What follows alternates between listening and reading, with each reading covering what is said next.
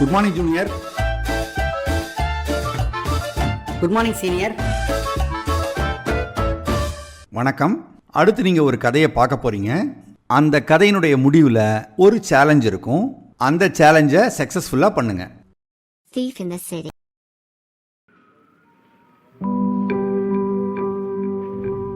கிருஷ்ணதேவராயர் முன்னாடி ஒரு நாள் குடிமக்கள் சிலர் வந்து நின்னாங்க. மகாராஜா மகாராஜா வாழ்க, மகாராஜா வாழ்க, மகாராஜா வாழ்க, மகாராஜா வாழ்க, மகாராஜா வாழ்க, மகாராஜா வாழ்க. என்ன குறை உங்களுக்கு?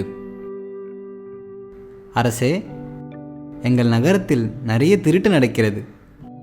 எங்களால் நிம்மதியாக தூங்க முடியவில்லை. எங்களின் தங்கம், வெள்ளி போன்ற பொருட்கள் களவாடப்படுகின்றன. தாங்கள் தான் அதற்கு ஒரு முடிவு கட்ட வேண்டும் அரசே. அப்படின்னு சொல்லிட்டு வணங்கி நின்னாங்க. அரசர் உடனே படைத்தளபதியை கூப்பிட்டாரு. படைத்தளபதி யாரு? இன்னும் ஒரு வாரத்தில் அந்த திருடர்களை பிடித்து என் முன்னே நிறுத்துங்கள் அப்படின்னு உத்தரவிட்டார். படை வீரர்களும் நகரத்துக்குள்ள ரோந்து போனாங்க. ராத்திரியும் பகலுமா காவல் இருந்தாங்க.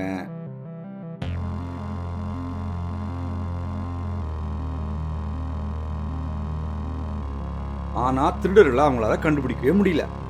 ஒரு வாரம் கழிச்சு படைத்தளபதி கிருஷ்ணதேவராயர்கிட்ட வந்தாரு. மன்னரே, மன்னிக்க வேண்டும், எங்களால் திருடர்களை கண்டுபிடிக்க முடியவில்லை. அவமானமாக இல்லையா? திருடனை பிடிக்க முடியவில்லை என்றால் நாட்டு மக்கள் நம்மை பற்றி என்ன நினைப்பார்கள்? வெட்கம், வேதனை. அப்ப தென்னாலிராமன் உள்ள நுழைஞ்சாரு. மன்னரே வணக்கம். நான் திருடர்களை கண்டுபிடித்து விட்டேன். நகரில் உள்ள வணிகர் வீட்டில் திருடர்கள் இருக்கிறார்கள். அவர்களின் கால்களில் ஆரஞ்சு நிற வண்ணம் இருக்கும். அவர்களை உடனே கைது செய்ய வேண்டும். அரசருக்கு ஒரே ஆச்சரியம். இது எப்படி தென்னாலிராமன் மட்டும் கண்டுபிடிச்சான் அப்படின்னு சொல்லிட்டு படை வீரர்களை அனுப்புறாரு. அவங்க வணிகர் வீட்டுக்குள்ள போறாங்க. அங்க திருடர்களையும் அந்த வணிகனையும் கைது செய்து அரசர் முன்னாடி கொண்டு வந்து நிறுத்துறாங்க.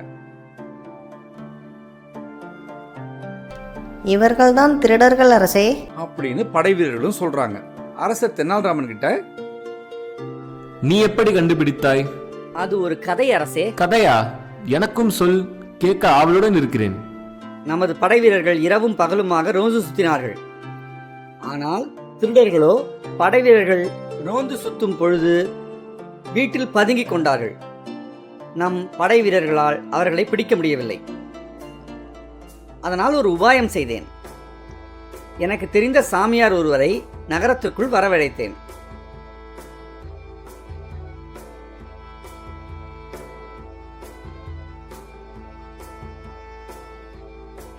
நகரத்தில் உள்ள பெரிய செல்வந்தன் வீட்டிற்கு சாமியார் சென்றார். செல்வந்தரே, கவலை கொள்ளாதீர்கள். இந்த வீட்டை சுற்றி மந்திரத்தால் ஆன கட்டு போட்டிருக்கிறேன். திருடர்களால் நுழைய முடியாது. உங்களுக்கு காவலாளியே தேவையில்லை என்று ஒரு பொய்யை சொன்னார். அதை நம்பிய செல்வந்தரும் அன்றிரவு காவல் இல்லாமல் தன் பொக்கிஷத்தை விட்டுவிட்டார்.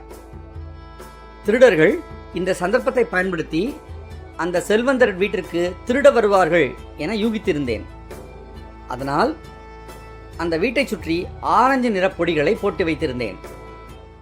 இரவு நேரம் காத்திருந்தேன். திருடர்கள் உள்ளே வந்தார்கள். செல்வந்தன் வீட்டிலிருந்து அத்தனை பொருட்களையும் கொள்ளையடித்தார்கள். வெளியே வரும்பொழுது நான் அவர்களுக்கு தெரியாமல் அவர்களை பின்தொடர்ந்தேன்.